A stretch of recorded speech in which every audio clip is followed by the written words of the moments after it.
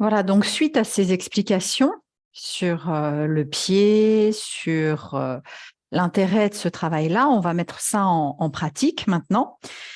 Alors, comme déjà présenté, vous avez possibilité de 3 balles, mais plus, hein, ça peut être aussi des grosses balles un peu plus rigides, ça peut être aussi pour les plus courageux et les plus courageuses des balles de golf.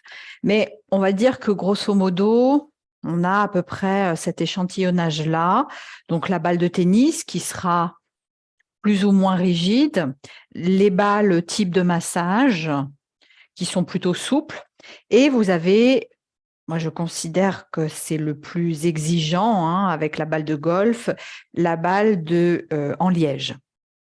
Donc, avec ces 3 possibilités-là, vous avez quand même une marge de progression. Moi, je vous conseille quand même de ne pas commencer par la balle de liège, sauf si vous êtes déjà très souple des pieds, que vous n'avez pas de rigidité dans le pied ou de douleur. Dans ces cas-là, on peut tout à fait attaquer avec la balle de liège. Mais si voilà, c'est un peu sensible, eh bien, je vous conseille de commencer par soit la balle de tennis, si elle n'est pas trop rigide, soit la balle de massage. Alors là, on va faire avec la balle de massage.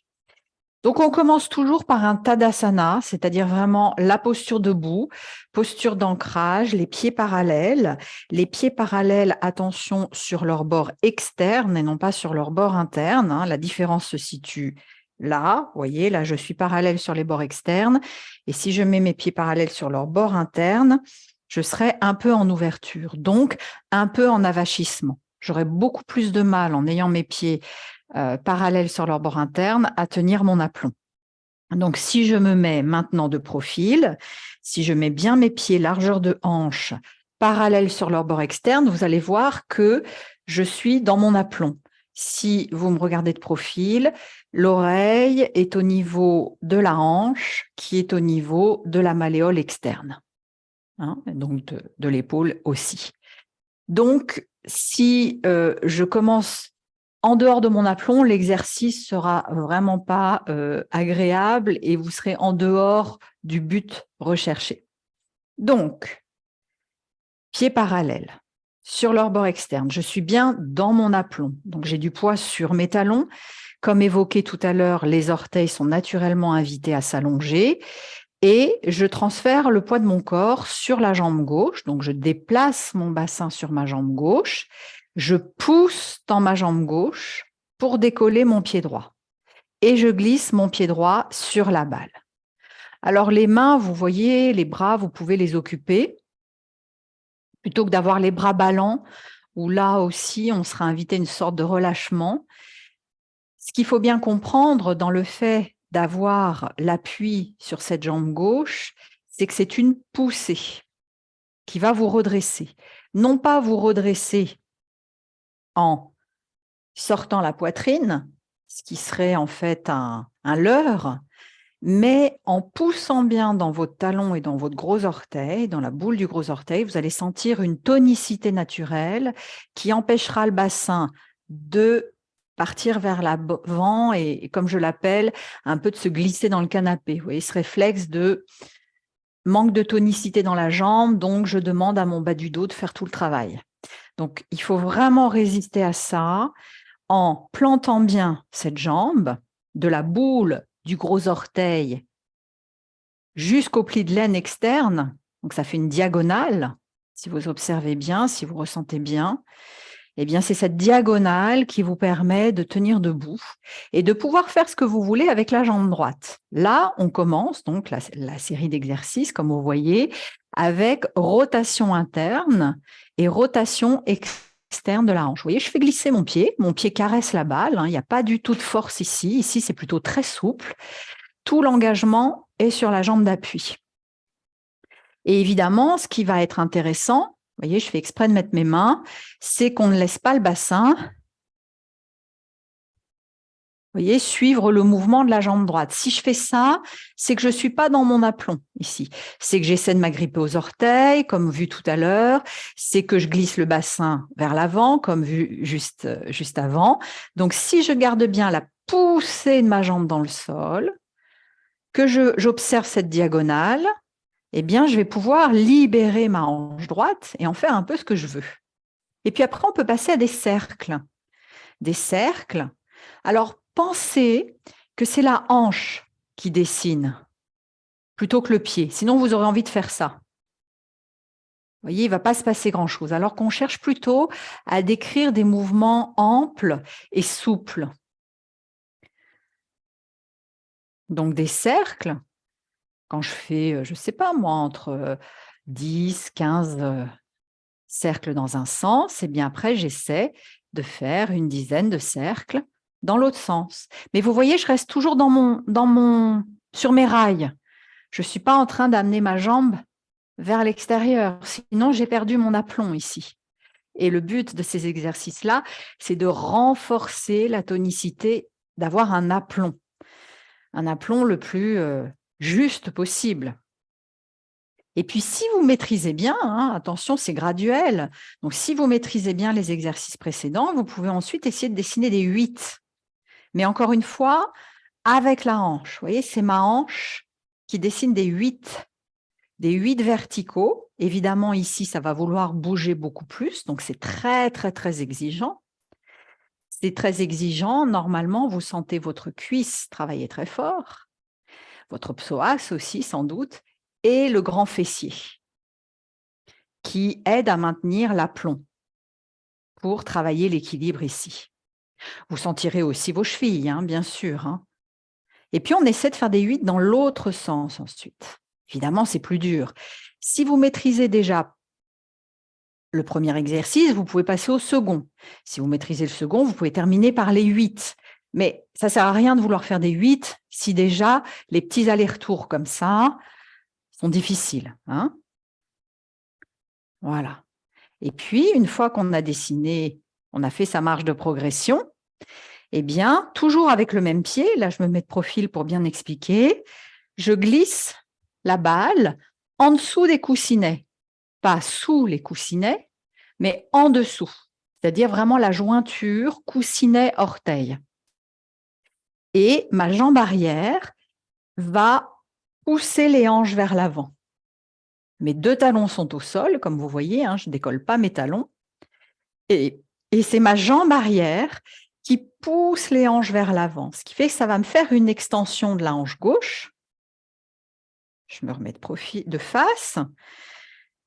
Ça va me faire une extension de la hanche gauche et en même temps, mon pied avant pétrit la balle. Vous voyez, ce n'est pas ça. Ce n'est pas je descends mon buste sur la balle. Vous voyez, ce n'est pas du tout le même mouvement. C'est un peu comme au ski de fond. Ma jambe arrière propulse mon bassin et mon pied répond. Il y a 2 mouvements. Ma jambe arrière pousse le tapis vers l'arrière, évidemment. Mon bassin s'avance et mon pied répond. Et le pied, on le revoit bien ici, cherche à englober la balle pour que les orteils s'assouplissent. On reforme l'arche antérieure, comme déjà évoqué tout à l'heure. Et puis, vous essaierez d'observer en faisant ces petits mouvements. Vous pouvez même rester dans l'immobilité, après, dans l'immobilité de la poussée, c'est-à-dire que ma jambe gauche est en train de pousser le tapis vers l'arrière et je reste dans l'immobilité. Une fois que j'ai fait un peu de pétrissage comme ça, bien, je peux rester un peu. Évidemment, plus la balle est rigide, plus c'est exigeant, encore une fois. Je reste dans l'axe, je n'ai pas le pied qui part sur le côté. Vous voyez, je suis bien dans mon axe. Je ne suis pas comme ça. Vous verrez que vous aurez envie de partir sur le côté. Et le but, c'est de bien rester dans l'axe des hanches.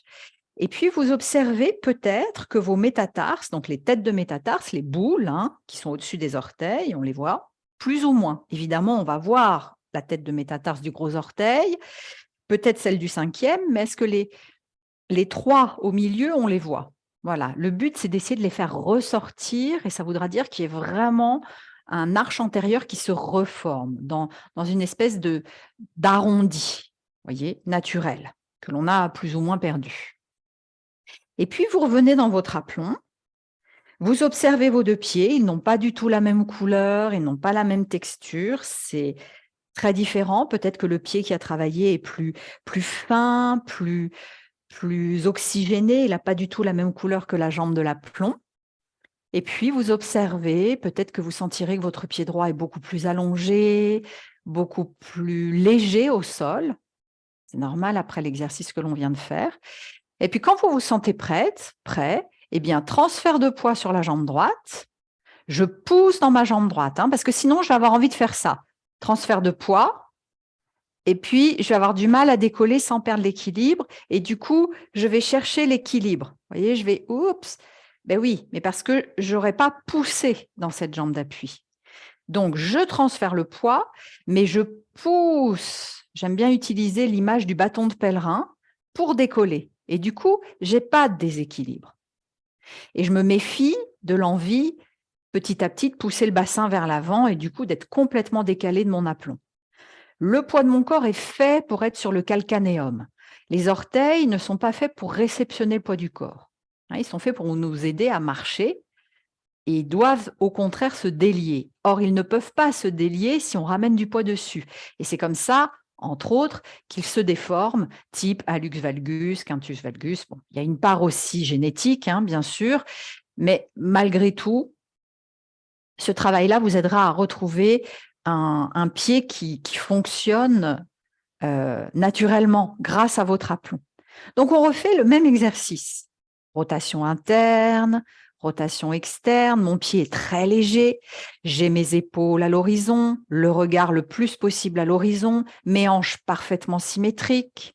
Donc, je peux prendre du temps pour observer cela. La diagonale, gros orteil, pli de laine. Le pli de laine externe, ici, il ne doit pas regarder vers l'avant. Il doit regarder un peu sur le côté vers l'arrière. C'est un travail puissant de jambes, de hanches, de fessiers. C'est vraiment un travail de l'aplomb. Le corps, quand il est debout, il doit travailler. Les jambes nous repoussent du sol. On n'est pas en train de tomber sur nos jambes. Et ce manque d'aplomb finit par déformer tout le corps. Et le prisme que l'on a de notre corps et de la réalité, on est dans un miroir déformant en fait. On passe au cercle.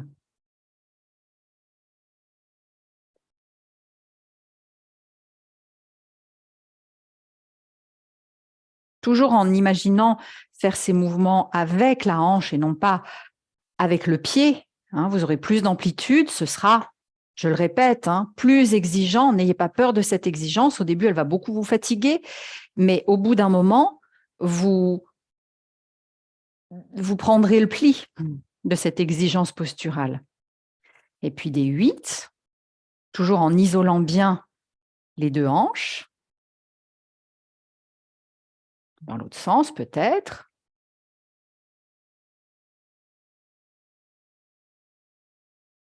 Le pied au sol, il a envie de bouger un peu. Donc, ça demande beaucoup de renforcement que de ne pas céder.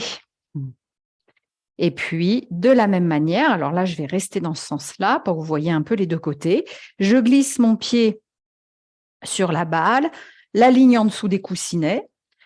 Alors, je vous dis la ligne en dessous des coussinets au début. Au début, c'est bien parce que vous voyez, mon pied va tout de suite répondre à l'envie de se mettre un peu en courbe, d'épouser la forme de la balle. Mais au bout de quelques temps, vous aurez peut-être envie de changer, d'avoir des points d'appui différents. Un coup tout en haut des coussinets, au milieu des coussinets, sous les coussinets, au niveau de la voûte plantaire, au niveau du milieu du pied, au niveau de l'extérieur du pied, à la jointure talon, voûte plantaire. Vous voyez? Mais dans un premier temps, déjà, c'est bien d'essayer d'être un peu fixe en dessous de la ligne des coussinets pour qu'il y ait vraiment cette habitude d'assouplir le pied. Et toujours dans la poussée de la jambe arrière. Vous voyez, ce n'est pas mon buste qui presse, c'est ma jambe arrière. Donc, mon genou avant, il ne peut pas être tendu. Si c'est ma jambe arrière qui pousse, mon genou avant répond. Et du coup, mon pied. Et puis, peut-être dans l'immobilité. Et pareil, vous voyez, vous observez cette courbe du pied. Et voilà, peut-être que ce pied-là n'est pas du tout pareil que l'autre et que j'observe différemment au niveau souplesse, au niveau des têtes de métatarses qui sortent sous la peau. Et puis après, vous revenez dans votre Tadasana et vous observez les pieds parallèles sur leur bord externe pour garder cette inclinaison naturelle des fémurs. Les fémurs ne sont pas droits. Donc, naturellement, je vais ramener une petite rotation interne pour avoir vraiment cette pression dans les talons, cette repoussée du sol. Et si vous observez, vos orteils sont très légers, ils ont envie de s'étirer vers l'avant. Voyez, si je suis vraiment dans mon aplomb, avec cette sensation d'une jambe qui me repousse du sol, je n'ai pas du tout envie de pousser le bassin vers l'avant. Par contre, si mes jambes sont légères, si je ne me rends pas compte que mes jambes sont faites pour me repousser, je vais ramener du poids vers l'avant. Voilà, peut-être vous vous surprendrez dans la vie de tous les jours quand vous faites la queue, je ne sais pas, pour X raison, de pousser le bassin vers l'avant. Voilà, et là, j'ai du poids sur mes orteils. Et mes orteils, en réflexe, ils s'agrippent. C'est normal. Et le bas du dos est beaucoup trop cambré. Il est en train de pousser le bassin vers l'avant. Et puis, vous voyez, de profil, je n'ai pas du tout la tête et le bassin sur le même axe. Et puis, je sens bien que moi, ça me déforme tout de suite mes orteils. Donc, hop, mes talons, mes calcanéums sont faits pour me porter, pour me repousser. Et voilà. J'espère que c'est clair. Ces petits exercices sont très kinémésiaires, mais c'est des exercices que l'on fait systématiquement ou presque avant chaque cours pour nous mettre en jambes, pour nous mettre dans l'aplomb. Et puis, ils sont assez spectaculaires chez toutes les personnes qui ont des pieds déformés. Ça ralentit vraiment la dégénérescence, voire ça améliore dans le cas de 2 élèves pour qui les hallux valgus ont vraiment reculé. Voilà.